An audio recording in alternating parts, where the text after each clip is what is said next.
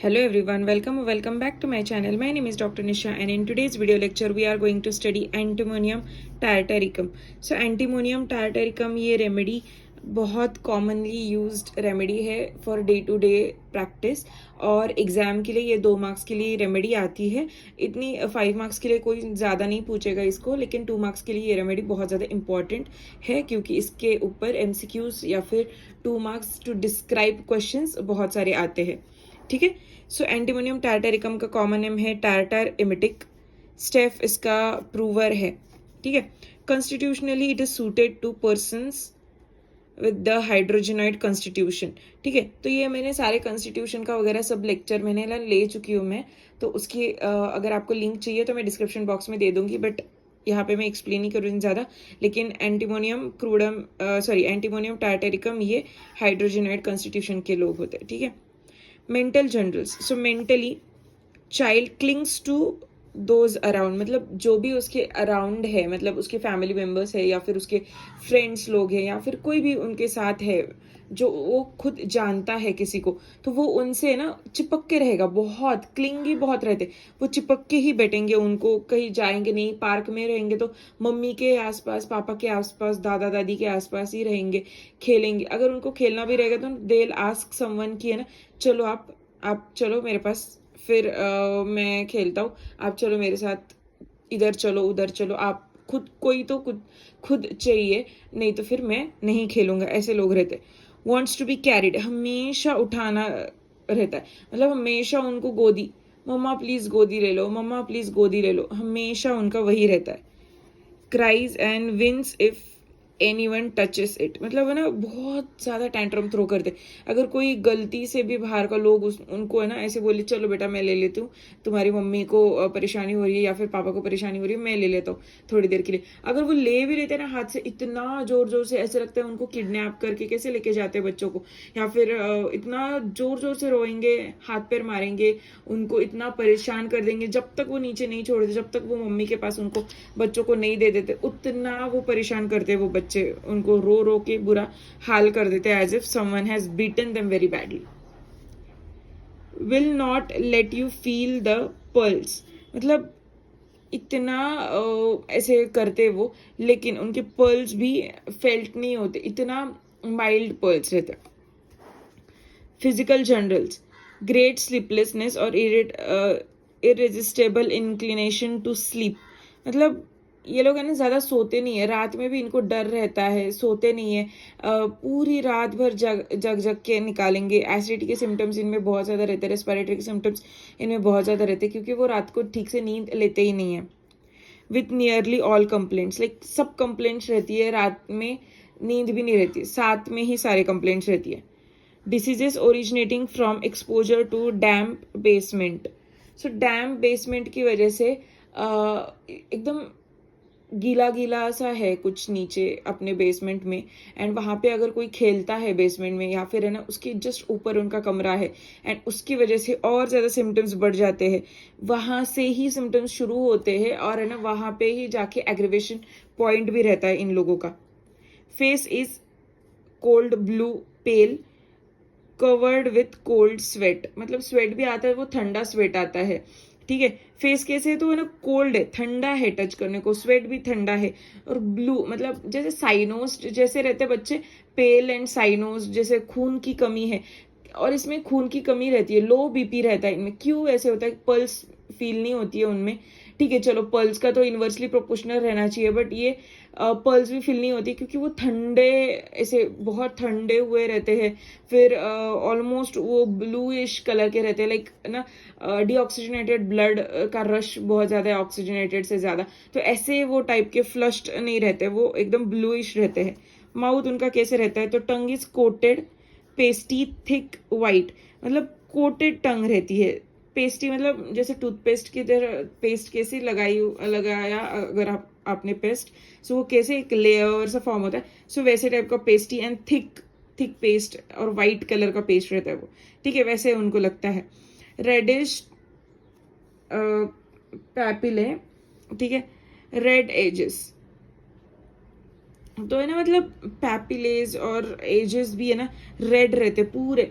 मतलब टंग अगर निकाली बाहर तो है ना पूरा जो पैपिलेज रहते हैं ना टंग के ऊपर, तो वो भी प्रोमिनेंटली दिखाई देते, वो भी लाल लाल लाल लाल दिखाई देते हैं। और उस टंग की एजेस भी बहुत ज्यादा रेड रहते हैं with this coatiness, white coatiness, red in streaks. मतलब ऐसे अगर ये टंग है किसी का, ये टिप ऑफ टंग है, तो ये मार्जिन भी रेड रहेगा।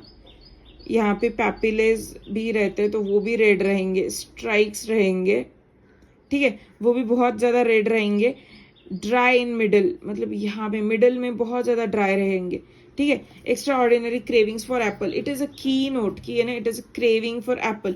और एलोज में क्या रहता है, it is craving for acids pickles, ठीक है। सो है ना एप्पल का craving is antimonium tartaricum. Gastric complaints, vomiting in the position except lying on the right side until he faints। मतलब है ना हर टाइप पे वोमिटिंग, बैठे वोमिटिंग, नींद आई वोमिटिंग, सो गए वोमिटिंग, एक्सेप्ट राइट साइड। मतलब राइट साइड में अगर सो गए तो वोमिटिंग कम होता है, उनको नॉशिएटिक कम होता है, नहीं तो फिर बहुत ज्यादा वोमिटिंग, जैसे कि वो वोमिटिंग कर कर कर करके चक्कर खा के गिर जाएंगे, इतना वो वोमिटिंग रहता है। Followed by drowsiness, how is vomiting के बाद how will be the patient, बहुत ड्राउजी, डल, प्रोस्टेट, बहुत ऐसे एकदम वीक, लिथार्जी उनमें रहेगी, वो एकदम डल डल रहेंगे। सो वैसे टाइप का उनका रहता है। Cholera morbus with diarrhoea and cold sweat, a dose after each attack. मतलब क्या होता है कि है ना कोलेरा लाइक सिम्टम्स भी उनमें दिखाई देते हैं, एंड है ना एकदम कोल्ड स्वेट रहता है, जैसे मैंने आपको बोला, तो कोल्ड स्वेट रहता है विथ स्वेटिंग भी रहती है चालू, विथ दिस वोमिटिंग चालू, विथ कोलेरा चालू। सो है ना बहुत सारे एक्सटर्नल डिस्चार्जेस जा रहे, तो how will be the patient, patient will be very dehydrated, very dull, ठीक है। रेस्पिरेटरी कंप्लेंट्स, सो रेस्पिरेशन में क्या है, pneumogastric nerve, through the pneumogastric nerve it depresses the respiratory and circulation, thus producing the keynote of this remedy। मतलब निमोगैस्ट्रिक nerve and respiratory centres का जो है ना नर्व पे है ना दबाव आता है, डिप्रेस मतलब क्या कि ना दबाव आता है, इसीलिए respiratory centre and vomiting like GI centre वो दोनों भी ट्रिगर्ड रहते। Why vomiting, because there is gastric nerve का या फिर वेगल नर्व का स्टिमुलेशन, ठीक है। तो बहुत ज्यादा स्टिमुलेशन होने की वजह से एक्सेसिव वोमिटिंग रहती है इनमें। When the patient coughs, there appears to be a large collection of mucus in the bronchi। collection of mucus मतलब इतना कलेक्शन होना चाहिए, ठीक है। तो है ना इतना उनका है ना कॉफ रहता है ना, बहुत ज्यादा कॉफ। निमोगैस्ट्रिक नर्व इतना स्टिमुलेट करती है रेस्पिरेटरी सेंटर को, वेगल नर्व इतना रेस्पिरेटरी सेंटर को स्टिमुलेट करती है कि उसकी वजह से बार बार बार बार म्यूकस सिक्रीशन चालू रहता है, म्यूकसल लाइनिंग को इरिटेशन मिलता है, it will secrete mucus again. So ना इतना एक्सेस म्यूकस, जैसे थोड़ा बहुत भी कफ कर दिया ऐसे लगता है कि है ना गले में पूरा म्यूकस भर दिया, and they just split them out, expectorated but not comes out. और वो है ना कभी कभी क्या होता है कि है ना वो स्प्लिट कर देते और कभी कभी वो बाहर ही नहीं आता, वो अटकता ही ऐसे अटक जाता है, बीच में बहुत ज्यादा अटक जाता है। अस्फेक्शिया, अस्फेक्शिया मतलब डूब के जब सांस फूलती है या फिर है ना डूबना, ठीक है। Mechanical as aspirant of death from drowning, from mucus in bronchi, from impending paralysis of the lungs। so asphyxia किस किस चीज से होता है, मतलब है ना सांस फूलती है, सांस पहुंचती नहीं है और सांस लेने में तकलीफ होती है। कब कब ज्यादा होता है, जब ड्राउनिंग की केसेस हो या फिर ब्रोंकस में म्यूकस बहुत है और वो है ना नीचे भी नहीं जा रहा, ऊपर भी नहीं जा रहा, स्टक्ड है, एंड उसकी वजह से सांस भी लेने नहीं आ रहा है, पूरा प्लग फॉर्म रहता है वहां पे और सांस लेने नहीं आ रहा है, तब एस्फेक्सिया होता है। पैरालिसिस, जो पैरालिसिस रहता है लंग्स का, तब भी एक एस्फेक्सिया होता है, क्योंकि लंग्स वर्क ही नहीं करते हैं। लंग्स अगर वर्क नहीं करेंगे तो है ना इनहेलेशन एंड एक्सहेलेशन होएगा ही नहीं, क्योंकि एल्वेला, ब्रोंका एंड एल्वेलाइज तो ही काम करते हैं लंग्स को इनहेल और एक्सहेल करने में, लंग्स को मोबिलिटी में रखने के लिए। अगर लंग्स ही पैरालाइज्ड है तो इंस्पिरेशन एंड एक्सपिरेशन होने की बात ही नहीं है। Foreign body in the larynx and trachea, और कब होता है एस्पेक्सिया, तो फॉरेन बॉडीज मतलब कुछ और चीज अटक जाती है, ठीक है, लैरिंग्स और ट्रकिया में। ड्राउजीनेस एंड कोमा, मतलब है ना अगर ये सब कुछ हो गया तो ड्राउजी एंड कोमा हो जाता है। चाइल्ड एट बर्थ, तो है ना एस्फिक्सिया एट बर्थ भी हो सकता है, ठीक है। तो अरे चाइल्ड अगर ना एस्फिक्सिया नियोनेट्रम अगर हो गया बर्थ के टाइम पे, तो how will be the child, how child will look, तो child will look very pale, breathless, gasping, asphyxia neonatorum relieves the death rattle, मतलब ना ऐसे बहुत छाती से आवाज आती है, एक अजीब सी आवाज आती है, रैटलिंग टाइप ऑफ साउंड आती है, ठीक है। और है ना पेल रहता है, क्योंकि है ना उसके फेस तक ऑक्सीजन ही नहीं पहुंच पाता, इसीलिए वो ब्लूइश कलर में रहता है, क्योंकि लैक ऑफ ऑक्सीजन रहता है। तो कोल्ड उसका स्वेट रहेगा, कोल्ड टू टच रहेगा वो बच्चा। Icterus and pneumonia, icterus with pneumonia specially of the right lungs. In spring and autumn when damp weather commences cough of children get worse, मतलब spring के वजह से या फिर डैम्प वेदर की वजह से एग्रीवेशन है। सो एग्रीवेशन और एमुलेशन देख लेते हैं। Aggravation by damp cold weather, lying down at night, warmth of room, change of weather in the spring, ठीक है। Amelioration cold open air, sitting upright, expectorating and lying on the right side, जैसे lying on the right side से vomiting रुक जाती है, expectoration बाहर निकालने की वजह से एस्फिक्सिया नहीं होता है, या फिर ब्रीदिंग के तकलीफ नहीं होती है।